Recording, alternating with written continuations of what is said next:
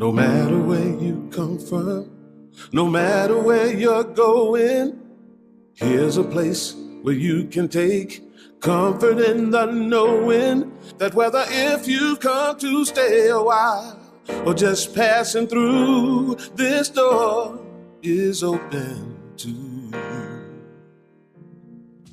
Come and let's be silent. Come and share a hug. Come, let's pray together.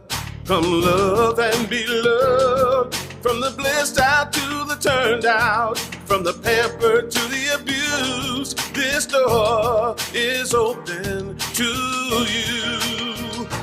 Come on in. Come on in. Come on in. Come on in. The God in us recognizes the God in you. The God in you.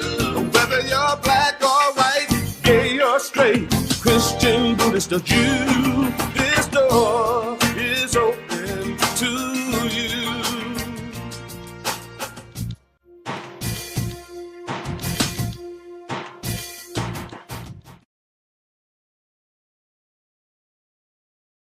Good morning and welcome. Come on in. This door is open to you. For those of you that are in the building, would you take this opportunity to turn and to wave at our cameras right back here? And just to welcome those that are joining us virtually and joining us whenever, wherever, in space and in time. My name is Darlene Strickland. I want to welcome you this morning as we open together in prayer. I invite you to turn your awareness. We just turn within a moment. And together we open to this day. We open our hearts and our minds to the truth of who we are as an expression of all that is. We open to the one life, the one animating spirit that is our very life, our very spirit.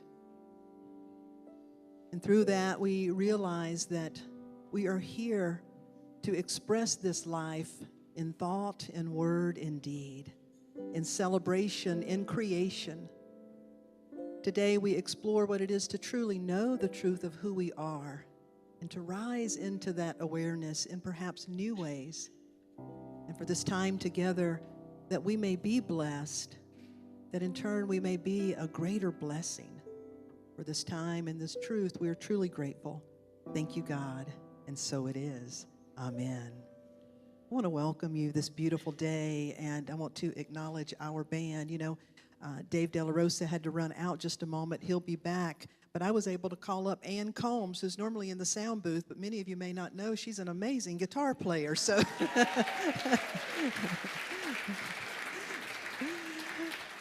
joining our amazing band of Richard, Joel, Pete, and Joey, and Kat Williams. I want to invite up Kat to come on up front. We're going to ask you to stand and join us in song as we sing together. Spirit is in this place, and we know that by that what we mean is Spirit is in this place. Therefore, Spirit is in this place. Here we go.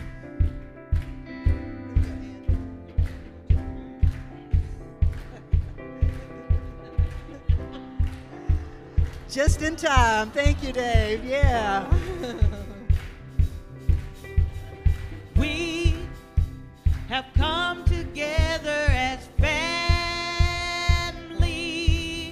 and we have come here as we are.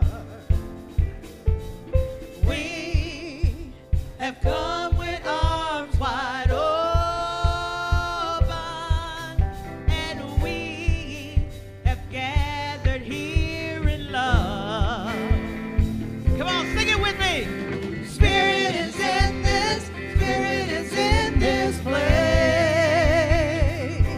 We know Spirit is in this place. We know Spirit is in this place. Raise the roof with shouts of praise. Spirit's in this place.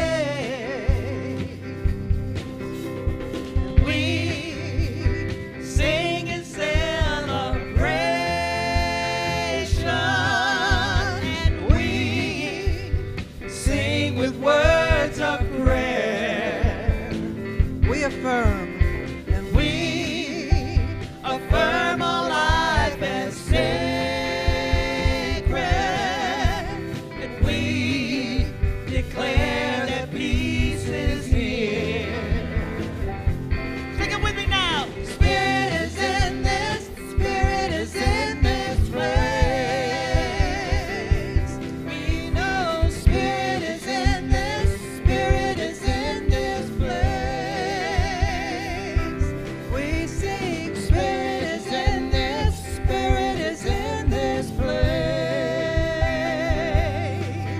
Raise the roof with shouts of praise. Spirit's in this place.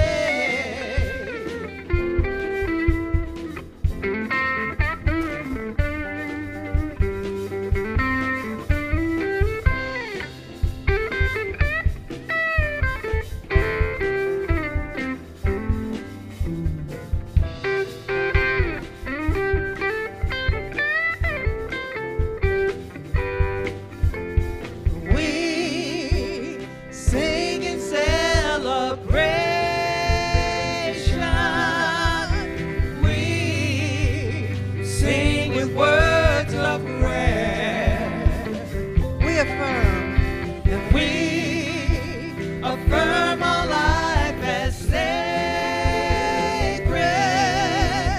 We declare that peace is here. Spirit is in this, Spirit is in this place. We know Spirit is in this, Spirit is in this place. We know Spirit is in this, Spirit is in this place. Raise the roof with shouts of praise. Spirit's in this place. Yeah, Spirit is in this place because you are in this place.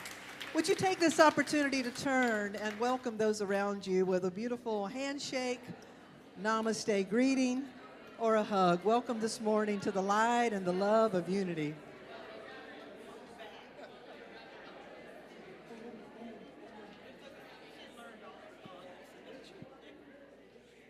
I will stand for love. We'll ask you to keep standing with us.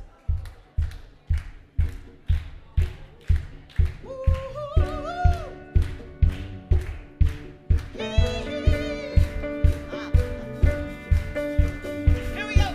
Here we go.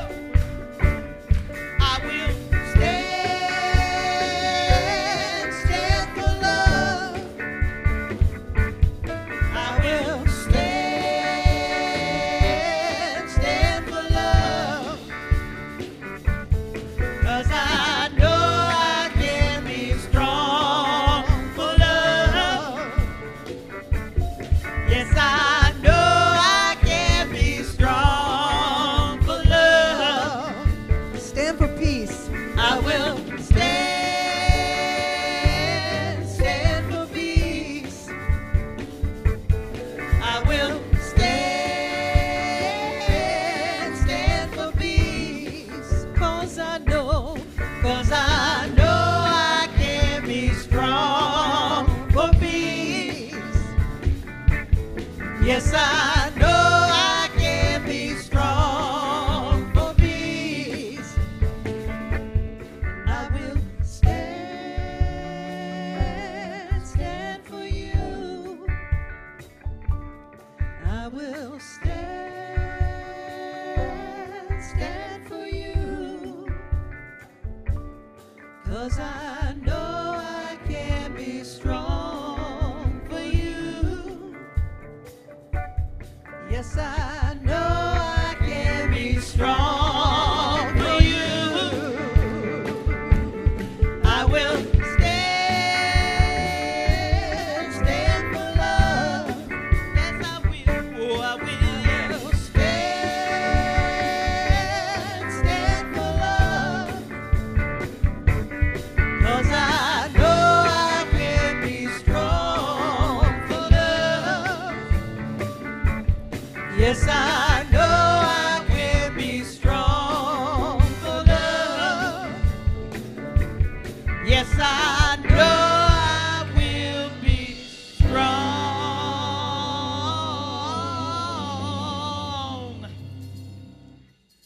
for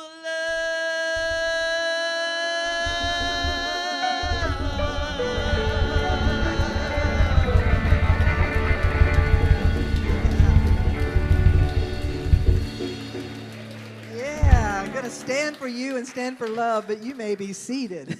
Thank you all for being here. Would you show some love again to this amazing Unity Band? We want to thank them for being here. We'd also like to acknowledge our youth program, our Sunday school teachers, our youth. Some of them are already in the back, but if there's any children nursery age through teen, we have a full youth program.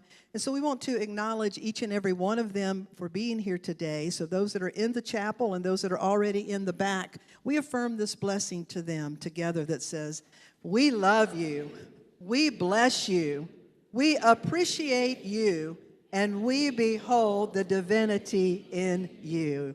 We want to thank you and have a wonderful Sunday school experience this morning.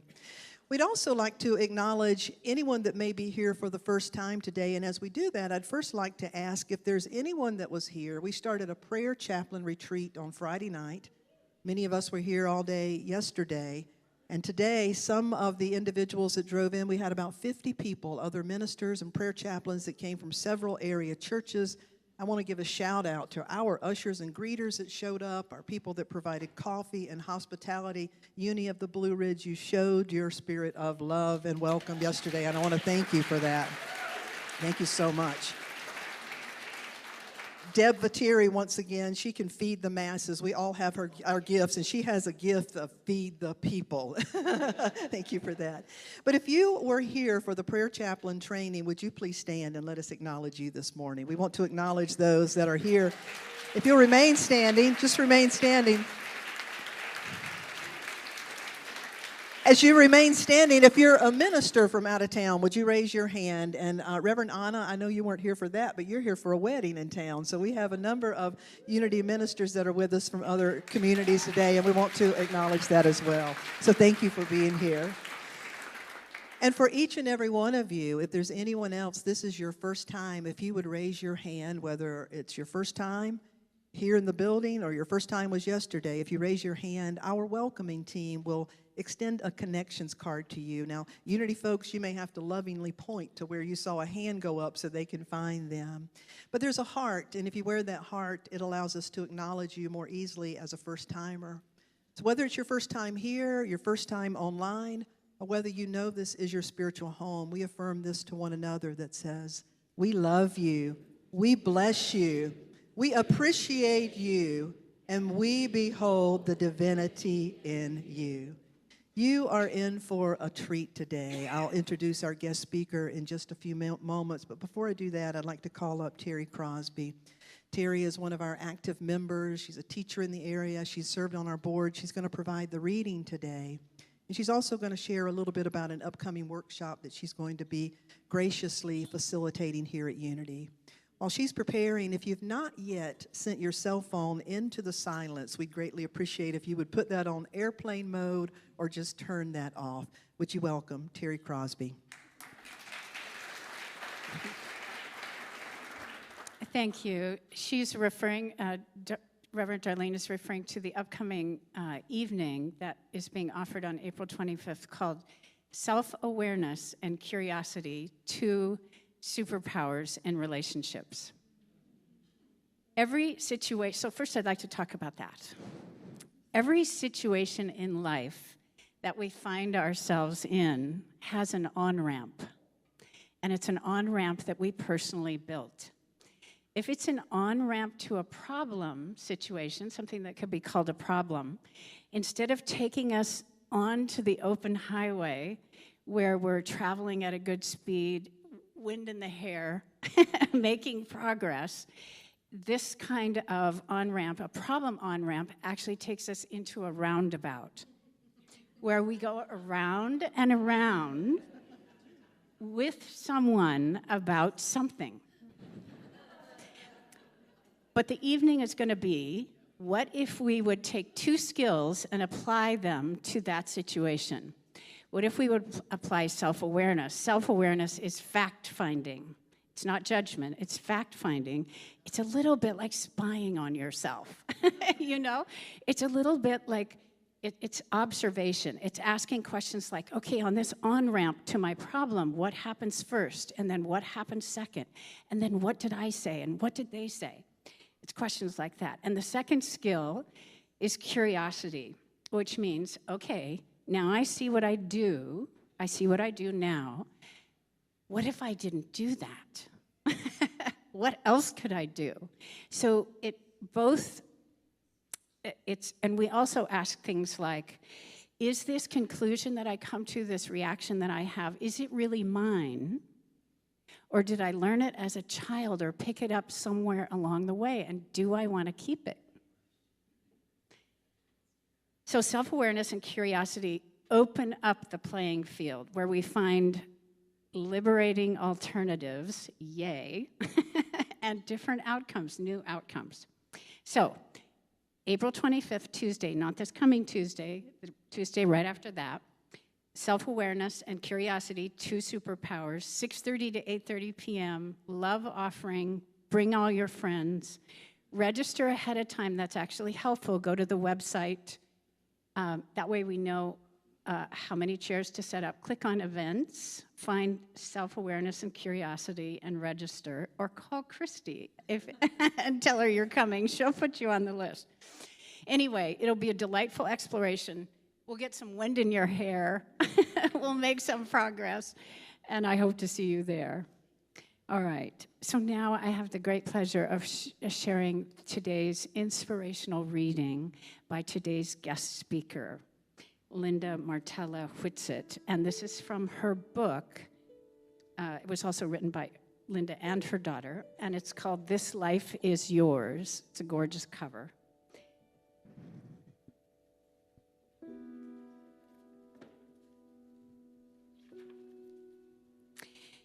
This is an affirmation for evolution. I begin this day in a spirit of beginningness, breathing fresh breath and thinking new thoughts. My life is continually unfolding.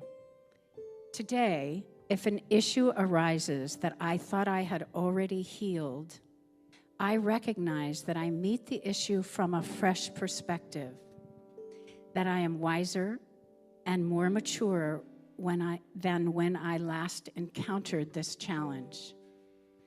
I begin again. I level up. I evolve.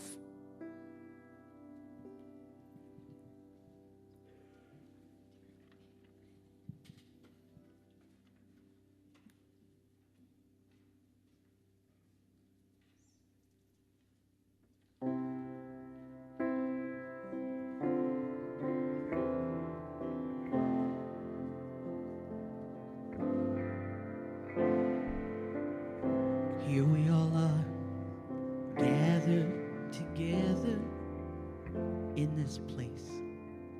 Why are we here? What is our purpose? What is His will? How do we know what's true and what's real?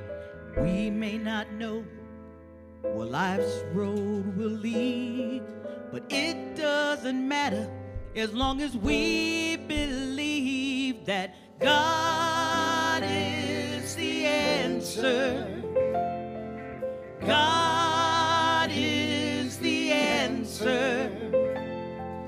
God is the answer to whatever the question may be.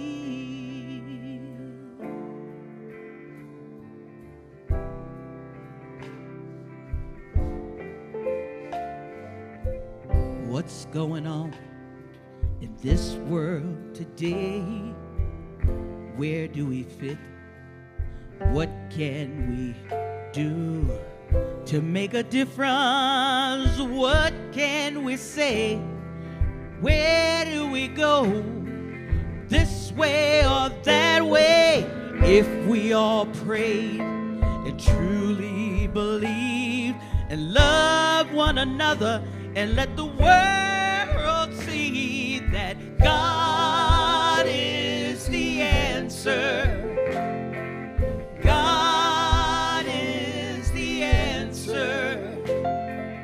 God is the answer to whatever the question may be.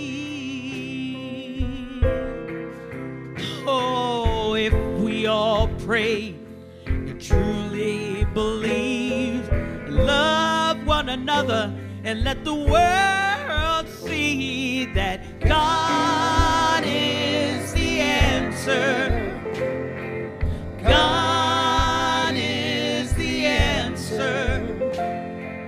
God is the answer to whatever the question may be.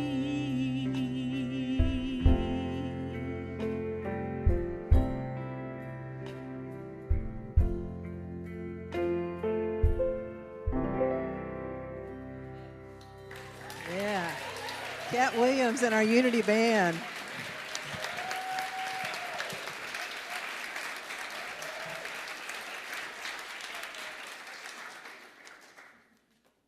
Such a beautiful song from our friend Eddie Watkins Jr. God is the answer. Our band will be back. She's going to sing another song in a little bit called Don't Ever Let Nobody Drag Your Spirit Down.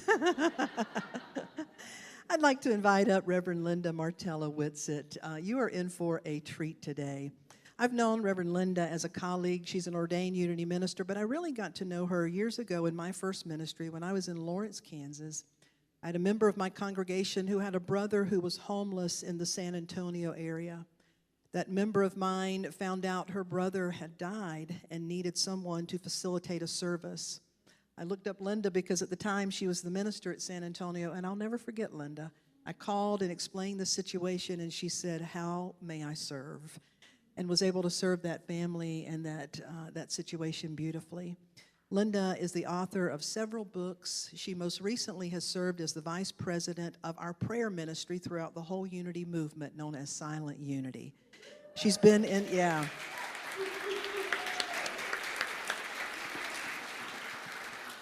Another great accomplishment, she and her husband have been married how many years? 43 years. There's a lot of great accomplishments. And she's not that old either. So it's my joy to welcome you and to have the opportunity to experience. Would you join me in welcoming Reverend Linda Martella-Whitsett? Wow. That's a memory I didn't have, so thank you for that. Oh, beautiful, the way we connect. Well, friends, first of all, I have just felt so welcomed here. I feel like I landed home with you. I really do. I don't say that everywhere I go, but really, the spirit of you, the way I most experience the divine is in the presence of others. And man, are you beautifully divine. Are you beautifully reflecting that to me? So thank you. Your music, your messaging here, it just touches my heart deeply because it's so consistent with my own understanding. So thank you for the gift of you today. I bring greetings from Silent Unity, where I just recently retired, just like 2 weeks ago. Not from life, of course, but just from full-time employment. But boy, my colleagues and friends there at Silent Unity, someone is sitting in silence right in this moment. Every hour of every day, someone is praying, several someones are praying on the telephones right now with people who call with need, prayer need. Many people are answering prayer requests that come in electronically. We're talking about 1.3 million every year. So know that light of Silent Unity is always shining for you, but it is you. You are Silent Unity because your prayer consciousness contributes to global health, peace, and well-being. So I say hello from all of Unity headquarters. So secondly, what are we going to talk about here today? I have this memory. 2 years ago, I walked through an IKEA store for the first time. I was a virgin IKEA shopper. And I didn't get very far before I started breathing very fast. My heart started racing when I looked at this gorgeous armoire And then I looked at all the gajillion pieces and parts it took to put that thing together, and that's when it started, right? Walking through the store, we were looking for a sofa sleeper, which we ended up buying for the first time, a piece of furniture for us to assemble ourselves at home. Well, so Giles and I, my husband Giles and I, we took out the 24 pages of instructions. Holy cow. We did real well up until about page, 12, something like that, taking one direction at a time, fitting one piece together. It was going great. When we turned the page to 13, we couldn't get it to work. Something was not working. And we kept thinking, well, what could have gone wrong? So we turned back to the previous page and looked at our assembly and realized we had put a piece on upside down. Now, you know just as well as I, if you put it on upside down, and if we had tried to make that work and kept going, that piece of furniture would never turn out to look like the cover, the picture on the cover, right? It would never work. So, I started thinking, because, I'm a metaphysician. So everything that happens in my life, I look at the metaphysical meaning, like what else, not to make myself to blame for doing something, but more as, how does this apply spiritually for me, right? So I started thinking about, where have I had upside down thinking? Right? That's where I go. It's like, that could preach, right? So here I am to say, I started thinking about this, and my daughter and I were writing the book, This Life is Yours. I was thinking with her about this idea of upside down thinking, and we realized that we, the collective we, all of humanity, is subject to the greatest upside down thought. Let's just say the one that operates under the surface of every human being. I am only human. I am only human.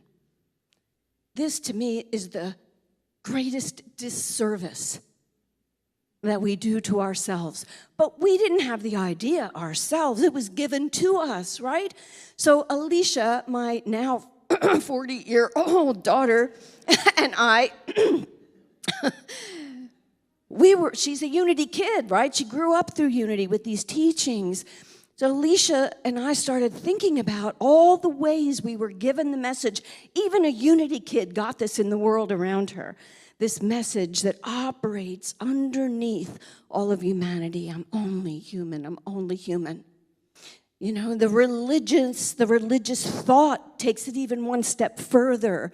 The religion that most of us have been exposed to in Western civilization, at least, which is not only are we only human, but humanity is basically broken and fallen. Now, this is a dominant theme in our culture, even though we don't subscribe to this in a Unity world. We're subject to it because it's underneath the surface of our awareness. Do you know what I'm saying? It's so subtle, it's so unconscious. And so our dominant theme in writing This Life is Yours, which is all about healing. And what is healing? It's repairing that fundamental message and turning it right side up, you see, because we realize that our culture has told us repeatedly that something is missing, wrong, or broken about us. And I'm not going to belabor this for too long, but just so for verification of it, I want to just suggest that we find this thinking not only in religion, most religion, but we find it also in our Western medicine, where, when you go to the doctor, they're determined to find something wrong with you. I mean, actually, it's their job to find something wrong that can be fixed. You know what I mean? Now, there are cultures, Eastern medicine is so very different. Eastern medicine says, let's talk about how to keep you well. Let's talk about your wellness and how we can we can manage to preserve that and champion your wellness, right? So it could be different. And think about our penal system. Whew. It's all about punishment. It's all about, it's not, we have the great thoughts about rehabilitation and we want that, but when it comes down to it, and especially in the disparity of how justice is disseminated in our country, which I'm not going to speak further about right now, but think about the messaging of, you're going to pay for your mistake. You've got to pay for your mistake. You're broken in some way. And, there's I think it's a mythology, but there's a story about a culture, and let's just say it's a possibility of what about a culture in which when someone is accused of a wrongdoing in the community gathers around them and places them in the middle of a circle and reminds them of who they truly are and invites them to make up for the wrongdoing by actually doing some good, by bringing some service to the community. Now, whether or not that exists somewhere in the world, isn't that a possibility? Isn't that something that I can certainly imagine it as a totally different way of dealing with the mistakes? Anybody here is going to raise your hand and say, you never, ever made a mistake. Never, ever did something, quote, wrong.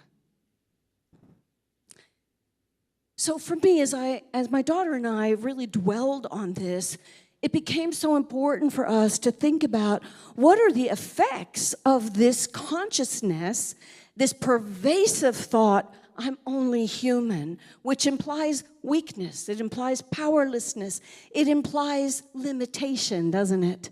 I'm only human.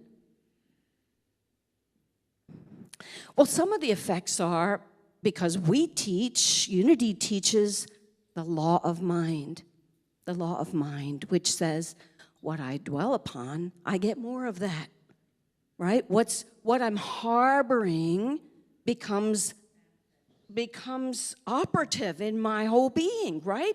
So when I'm subject to this idea, I'm only human, and when I buy that, when it gets inside and it's harbored as a dominant thought, even in unconscious thought, then it plays out in more of that. I start to build a book of evidence about it. I see where that's the way it is, and I start to operate like that. But it gets even more troubling. I hand this over to the next generation. I give this body of thought to them. Not consciously. Look, my son, too, he was raised in Unity, too. And he told me when he was a young man, I don't buy that religion stuff. I'm done with it. I don't want it evermore. And I'm like, honey, what happened? Because, I thought, we're all about seeing your goodness. We're all about being the champion of your divine identity. What happened? He says, all I ever got in church was how I need to be different and I need to be fixed. And my jaw dropped. I didn't think that was the message we were sending, but there is, in the message of transformation, sometimes the implication that I'm not okay as I am, right? I have to be different. I have to be better. I have to change. And that's what he got. Sad to me.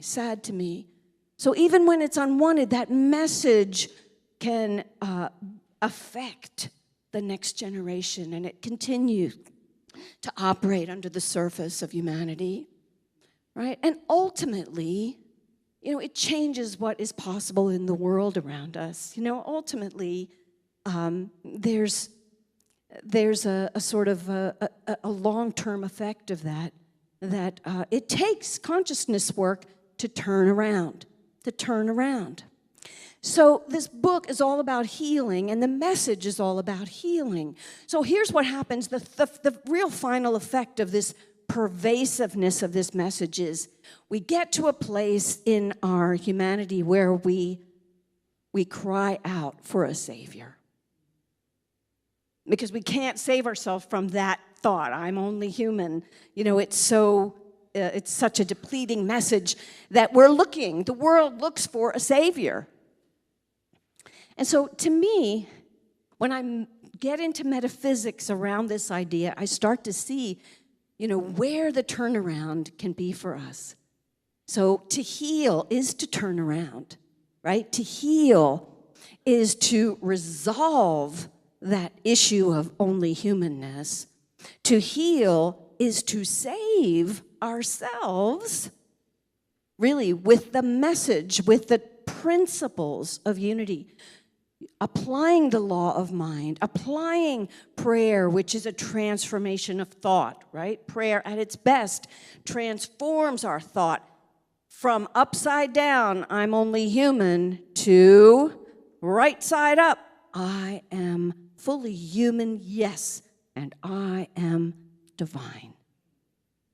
I land in healing, in wholeness, in oneness. Does this make sense to you? If I'm operating as an only human, I'm subject to all the limitations of my humanity. I have some limitations, how about you, in my human experience? When I begin to turn my mind toward a greater me, a me that includes my humanity, but is beyond my humanity, my greater nature that is divine, I'm suddenly freed from the constraints of only humanness. You've experienced this, right? In meditation, perhaps. In so many practices that you do that get you in touch with the mystical reality of that part of you that is invisible, therefore not physical. That part of you that is spiritual. Spirit in this place. The Spirit in this place. The Spirit in this place. Right? And I don't know about you, but it's so easy to tune into my physical. I mean, here it is. Right? It's so apparent. Much more intention is needed, on my part for sure, to attune to the spiritual of me. My aura, my essence, my vibration, my emotional life, my divinity. How about you? It's so subtle. It's so subtle that it requires some attention on our part. So healing is attending to the spiritual of me, such that I can integrate my humanity and my divinity and find that I am whole. Does this make sense to you? To me, this is the whole point of healing, and it's the whole meaning of healing. It's not to make myself whole, for wholeness is already there. Human, divine, physical, spiritual, it's already there. But it is my capacity to attune to that wholeness that constitutes healing. Right? And so to change my thinking from the thought of healing as some kind of a zap of the divine, right? God zaps me and all of a sudden I'm better, as if it's magic. That's magical thinking. But healing doesn't happen to me. It's not something that's going on outside and being given to me. Healing is my acceptance of the great right side up idea. I am fully human and fully divine. I am whole.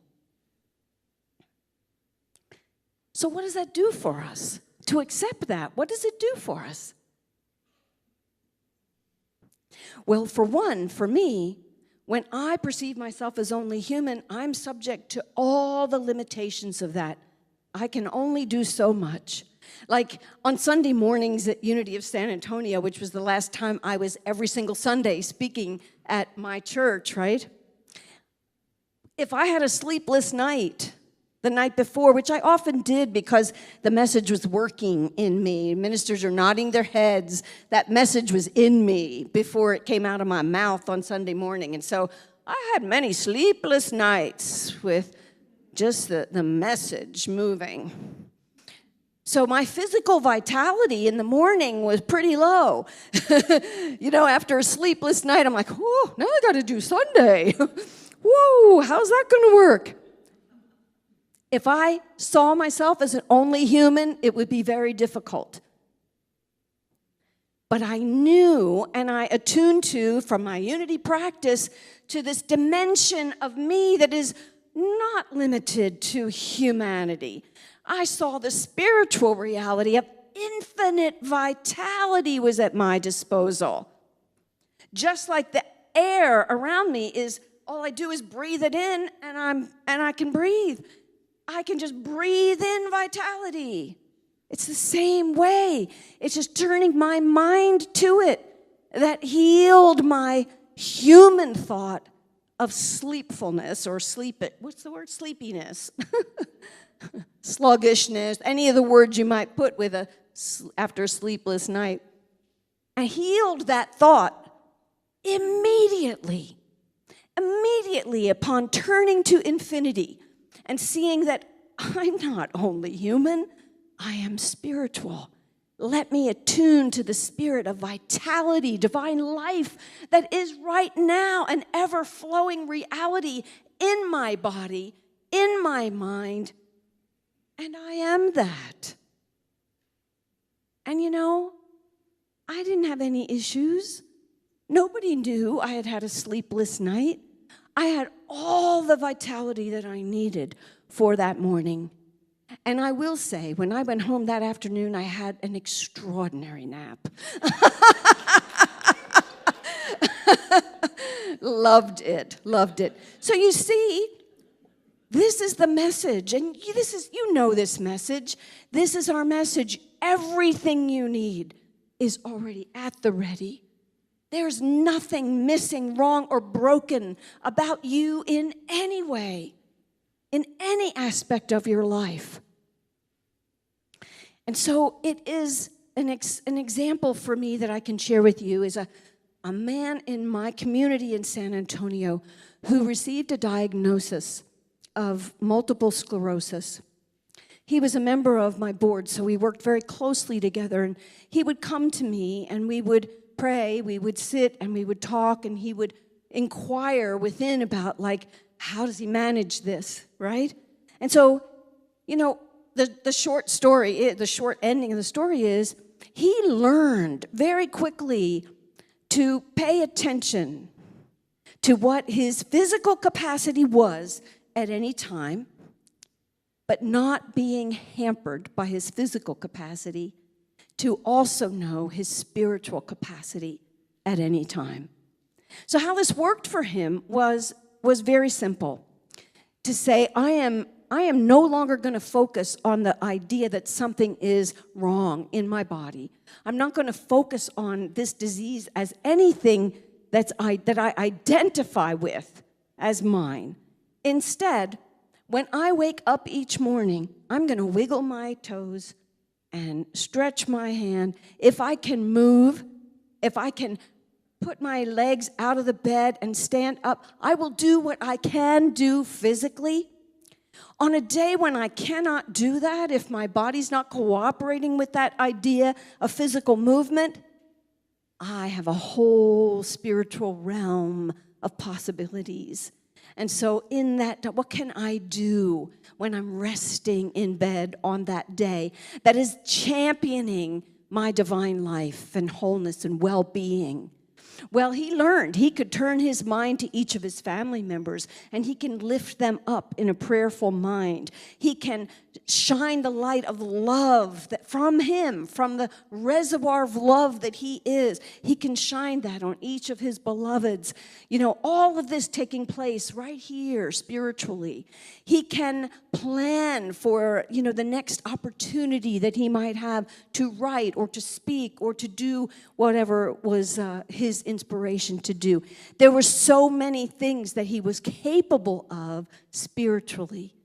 And by doing that, by attending to a particular spiritual practice, he learned heart math so that even there, having to rest during the day, he could tune in to the condition of his heart, and he could beam the well-being and love all around him. He did a variety of spiritual practices that had him focused on wholeness. He had to do a lot to attend to his physical needs. He had doctor's appointments, he had protocols, right? But how many times when we're dealing with an illness process does it feel like our life is consumed? Our hours every day are consumed with having to take care of our physical selves. Well, he learned to devote equal amount or more attention to his spiritual nature and to foster his well-being by being devoted to his wholeness, to divine life that he was. And in that practice, he is still today thriving. So I say this to you because the book has a whole alphabet of 15-minute practices. And why? Because 15 minutes is enough time to interrupt the signals of the human-only pattern of thinking, right? To interrupt that thought of our insufficiency long enough that we can turn our mind to wholeness, the truth of our being, right? And to get on the right side up of our life.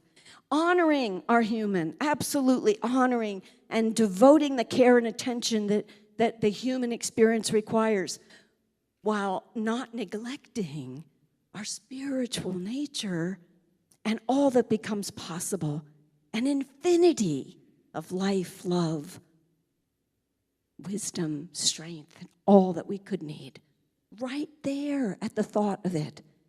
But this requires some practice, does it not? And the more I practice, the more readily that spiritual nature is available to me. And so, friends, I just say to you, in closing, gosh, I have so many things I could say. Well, I have this acronym for HEAL that I'll just suggest. H, harbor the thought of wholeness. Harbor, hold the thought of fully human, fully divine, fully physical, fully spiritual, whichever way you want to say that. Harbor that thought. Wholeness. H. E, express it. Express that. Express the principle of wholeness. Embody wholeness. With practice. Embody wholeness in the way you understand that even though you're going through something in your physical experience or in your human experience, that wholeness is regardless of that experience, right? A, affirm, and more important, be accountable for embodying that principle. Find an accountability partner. Call yourself to spiritual integrity of practice and conforming your words, your thoughts to yourself, your affirmations to wholeness, to that idea, to that truth. And L, live. Live fully. Live fully. Understand what it means to be alive and live fully, not just in the limitations of an only human. Live the full physical and spiritual self of you. Live. Live. So friends, you get this message when you come here. If you're studying the principles, you get this message all the time. But I want to say to you, if you're sitting in a place right here and now, and those of you who are here in the cyber world, right? The Zoomosphere, I call it. If you're in the Zoomosphere right now, you know, I love that we're proving oneness in this way. We're proving omnipresence in this field together. So I'm so grateful that we're together in this space. So if you know someone, and maybe that someone is you, if you know someone who's really hurting right now, someone who is suffering from a condition called only human,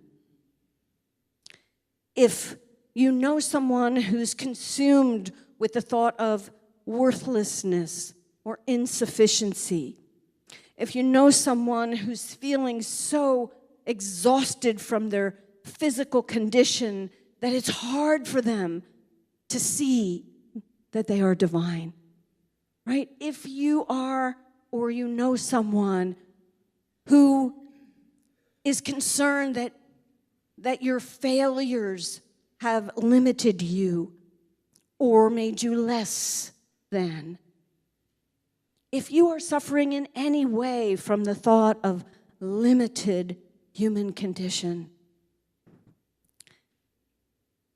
I bless you and I invite you to turn for that person, maybe for yourself, to a greater truth. You cannot be only human. I know this because oneness is the great harmonizing principle.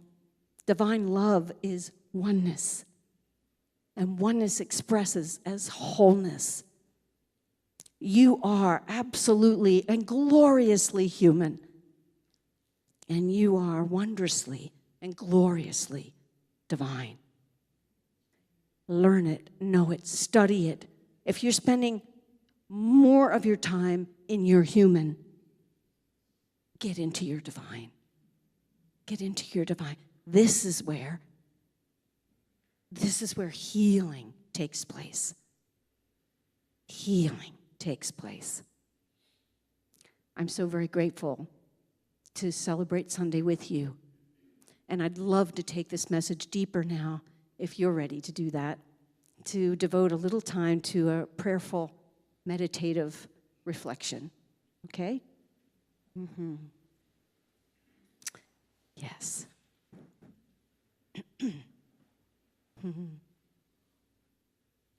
So just close your eyes. And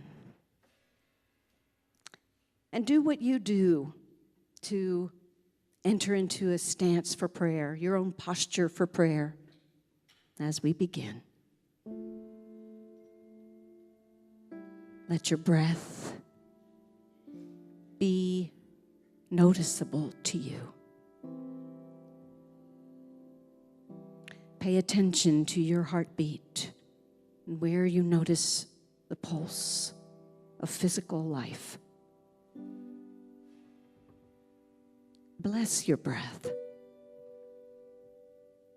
the spirit of life, Ruha, the breath.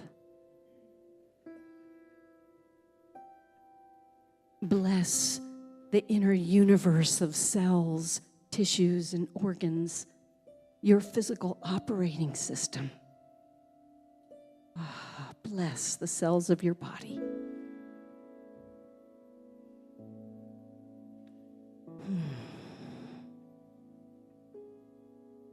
Notice and bless your emotions right now. Honor them.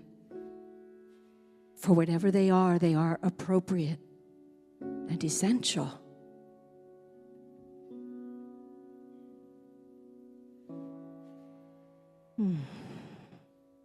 Feel the blessing that your body is to your life.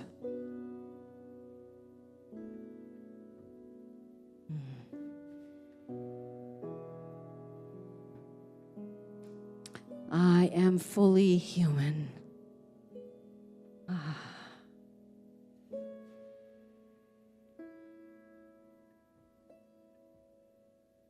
Bring your awareness now to the edges of your body, to the skin, the largest organ in your body.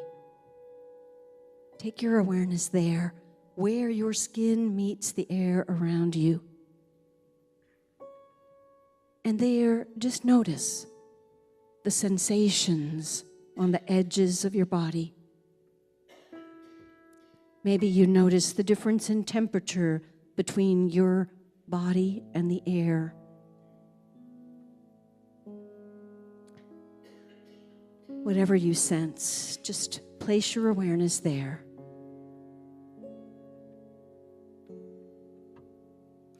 And now, imagine you have an art eraser in your hand and you're just smudging the edges of your body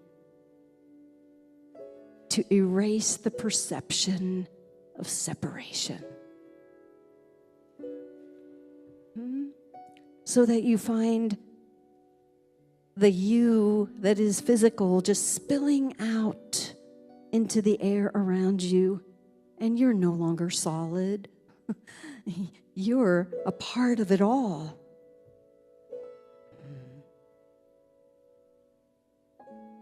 Eliminating the perception of a border between you and the rest of the universe.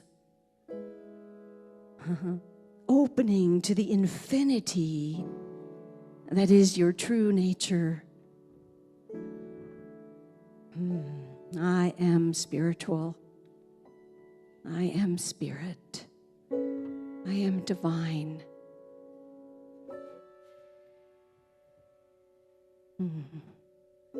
To find yourself in oneness, in the kingdom of the heavens right now. The you that is you has expanded beyond physical. Invisible yet able to be experienced. The realm of oneness, of wholeness.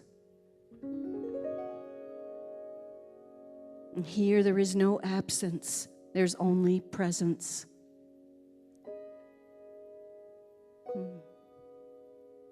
Infinite love, infinite life, infinite order, infinite wisdom,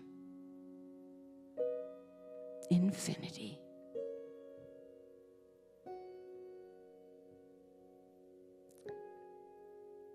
We're going to pause for a few moments in silence now to just revel in our divine humanity.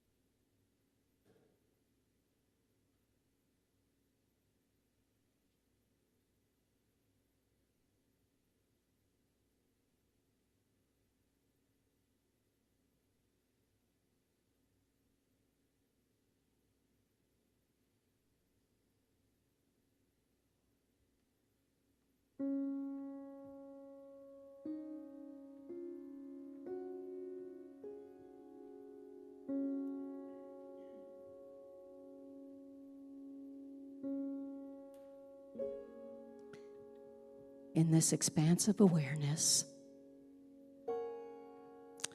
knowing I am physical and I am spiritual. Look upon your physical being from this perspective and your body of human experience. Turn on the light of healing love, the light of strength and well-being and peace, the light of harmony.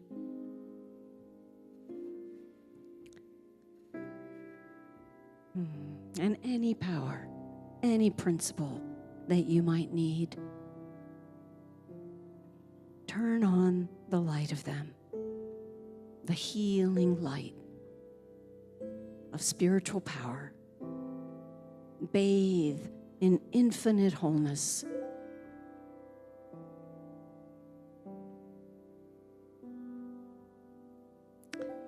Remind yourself now as we close this time of prayer together and usher in all that comes next. I am whole. I am one.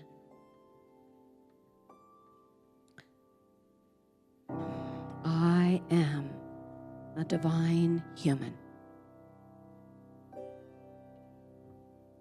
And so it is. Amen.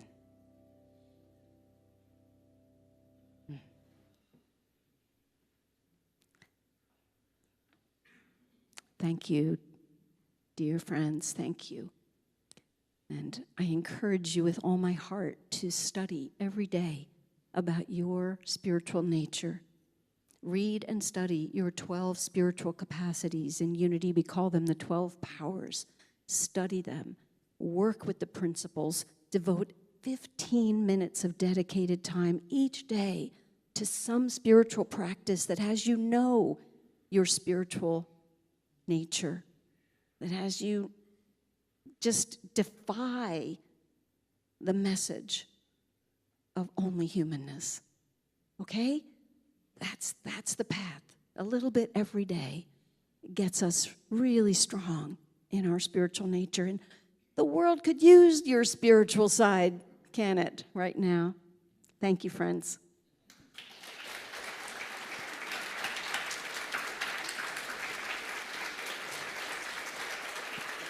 Linda. Hold up, Linda. Stay right here.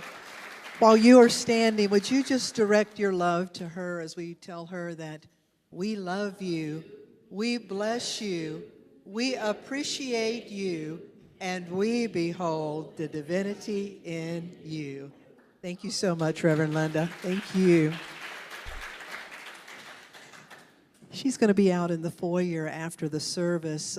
She's authored several books. She'll be there. And you're in for a treat today. If you go out these doors on our patio, our hospitality team have coffee, some refreshments, so you'll be able to enjoy time and connect with one another. I'd like to ask our ushers to come forward and one of our prayer chaplains for today. Michael is one of our prayer chaplains. He's going to be bringing forward a box that you can literally place a prayer request in. Not only do we hold it in confidence and in prayer here, but we send it to Silent Unity, where, as Reverend Linda was saying, it will be held in prayer vigil for another 30 days. So he brings us forward to remind us that we are founded in prayer, that God is, we are, and because of that, we can show up as that. As our ushers come forward, they also remind us that it is through us and our commitment to showing up and sharing our time, our talent, our tithe, that we make this possible. So each of us bless the gift of our presence, of being here. We bless the offering that comes through online, the many ways that it's given. And we affirm this together that says, divine love flowing through me blesses and multiplies all that I have, all that I give, all that I receive, and all that I am. This is a test. I am now in perfect balance and flow with the universal tides of giving and receiving. Thank you, God, and so it is. You did very well on that test. Cat Williams, gonna sing Don't Ever Let Nobody Hold Your Spirit Down.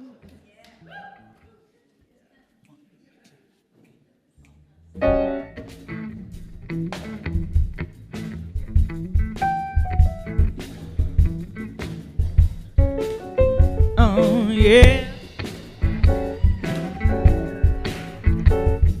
Oh, yeah.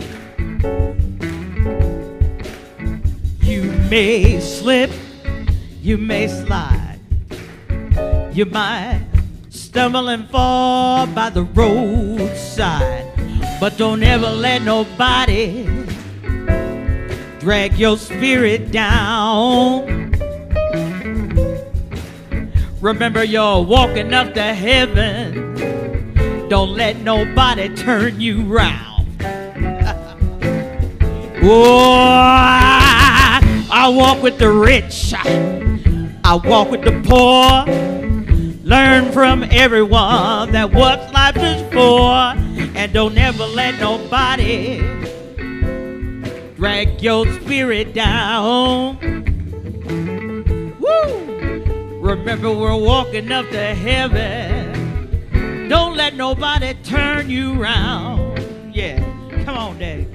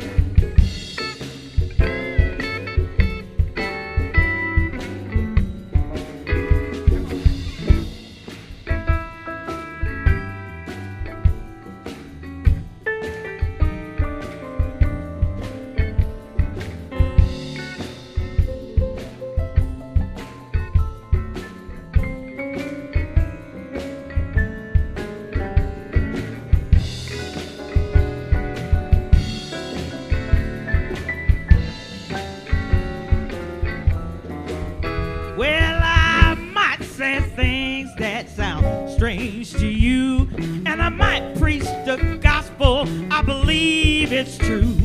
I won't ever let nobody drag my spirit down. Yeah.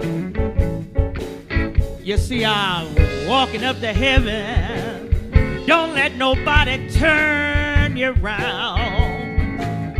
I said, you may slip, you may slide, you might stumble and fall by the roadside, but don't ever let nobody, y'all, drag your spirit down.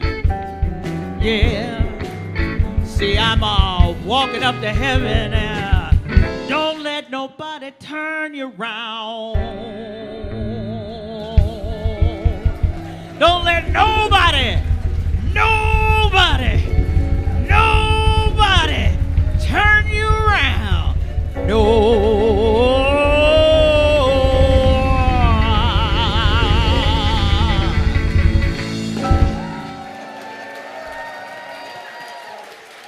Yeah.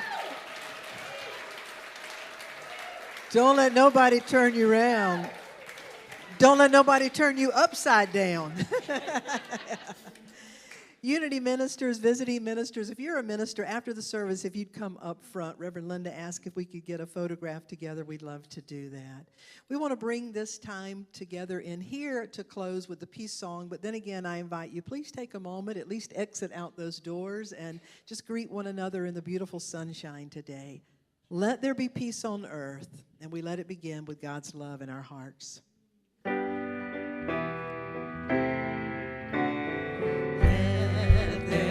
Be peace on earth, and let it begin with me.